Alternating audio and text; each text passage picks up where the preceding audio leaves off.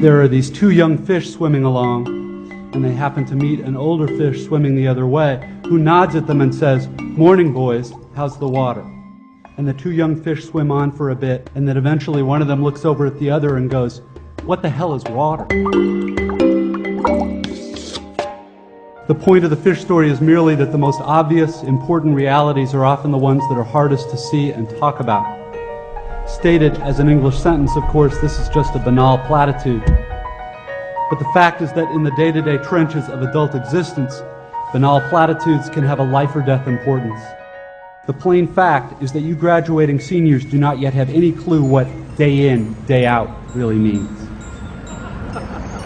There happen to be whole, large parts of adult American life that nobody talks about in commencement speeches. One such part involves boredom, routine, and petty frustration. The parents and older folks here will know all too well what I'm talking about. By way of example, let's say it's an average adult day, and you get up in the morning, go to your challenging white-collar college graduate job, and you work hard for 8 or 10 hours, and at the end of the day you're tired and somewhat stressed, and all you want is to go home and have a good supper and maybe unwind for an hour and then hit the sack early, because of course you have to get up the next day and do it all again. But then you remember there's no food at home. You haven't had time to shop this week because of your challenging job. And so now, after work, you have to get in your car and drive to the supermarket. It's the end of a work day, and the traffic is apt to be very bad. So getting to the store takes way longer than it should. And when you finally get there, the supermarket is very crowded, because of course it's the time of day when all the other people with jobs also try to squeeze in some grocery shopping. But you can't just get in and quickly out.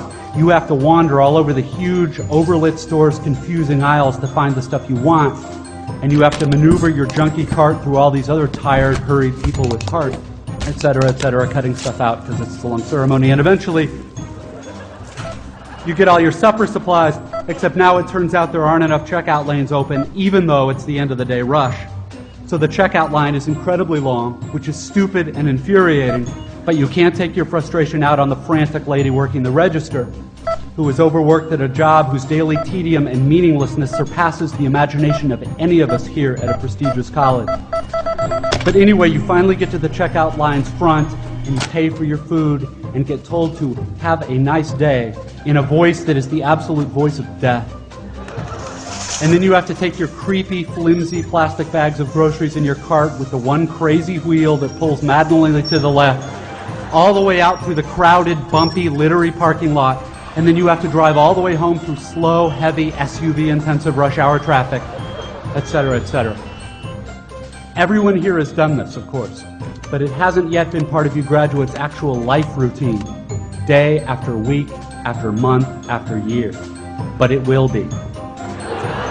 And many more dreary, annoying, seemingly meaningless routines besides. But that is not the point. The point is that petty, frustrating crap like this is exactly where the work of choosing is going to come in. Because the traffic jams and crowded aisles and long checkout lines give me time to think. And if I don't make a conscious decision about how to think and what to pay attention to, I'm going to be pissed and miserable every time I have to shop. Because my natural default setting is the certainty that situations like this are really all about me. About my hungriness and my fatigue and my desire to just get home. And it's going to seem for all the world like everybody else is just in my way. And who are all these people in my way? And look at how repulsive most of them are, and how stupid and cow-like and dead-eyed and non-human they seem in the checkout line. Or at how annoying and rude it is that people are talking loudly on cell phones in the middle of the line. And look at how deeply, personally unfair this is.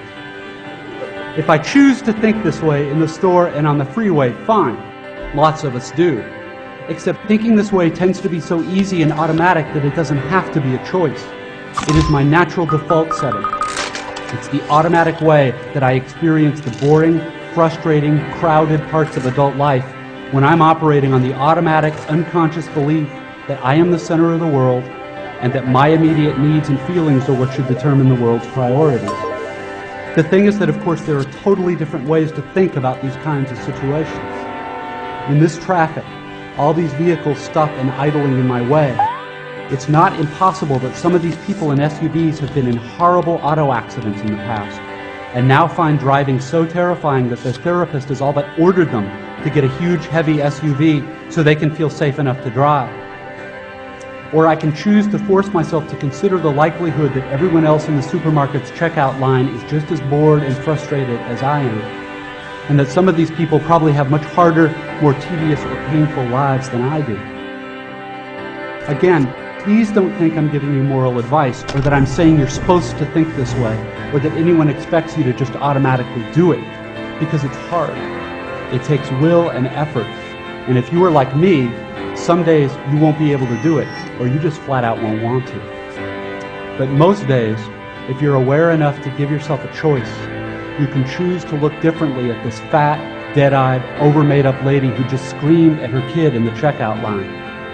Maybe she's not usually like this. Maybe she's been up 3 straight nights holding the hand of her husband who's dying of bone cancer.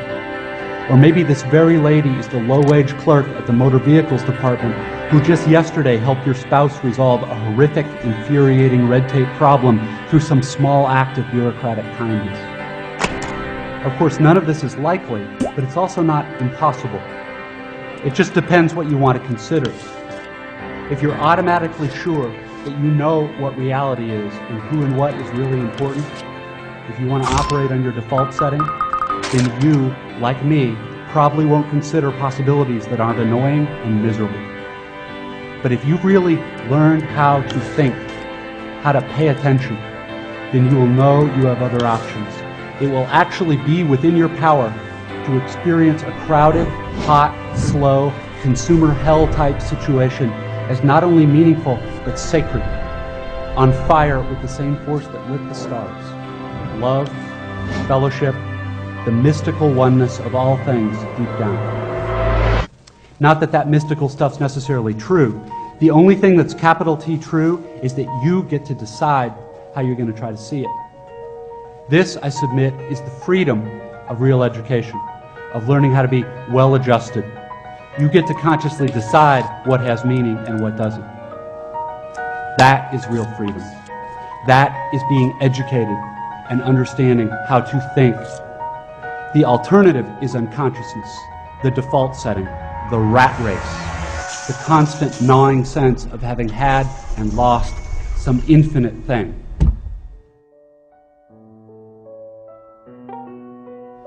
I know that this stuff probably doesn't sound fun and breezy or grandly inspirational the way a commencement speech is supposed to sound. What it is, as far as I can see, is the capital T truth with a whole lot of rhetorical niceties stripped away. You are, of course, free to think of it whatever you wish. But please don't just dismiss it as some finger-wagging Dr. Laura sermon.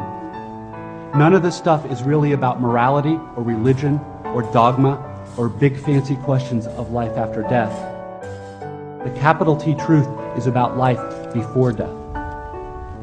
It is about the real value of a real education, which has almost nothing to do with knowledge and everything to do with simple awareness.